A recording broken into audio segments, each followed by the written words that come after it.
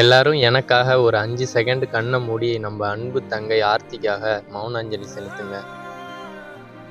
இந்த பிரச்சனையெல்லாம் பத்தி நாங்க சொல்லி தான் உங்களுக்கு தெரியணும்னு இல்ல. நெறைய பேர் நெறைய பார்த்துருப்பீங்க. அங்க என்னன்னா ஜார்க்கண்ட்ல அந்த ஃபாரின் கப்புளுக்கு நடந்த கொடுமைய நினைக்கக்குள்ள இந்தியன்னு சொல்லிக்கவே அசிங்கமா இருக்கு. இங்க என்னன்னா பாண்டிச்சேரியில அந்த 9 வயசு சின்ன குழந்தை ஆர்த்தி அந்த பொண்ணுக்கு நடந்தத நினைக்கக்குள்ள நான் ஒரு ஆண்ன்னு சொல்லிக்கவே எனக்கு அசிங்கமா இருக்கு. நாங்க எங்களோட அடுத்த குழந்தை பெண் குழந்தை பொறக்கணும்னு அவ்வளோ ஆசையா இருந்தோம். ஆனா இப்ப பொம்பளை புள்ளையே பொறக்க வேணான்ற அளவுக்கு பயமா இருக்கு.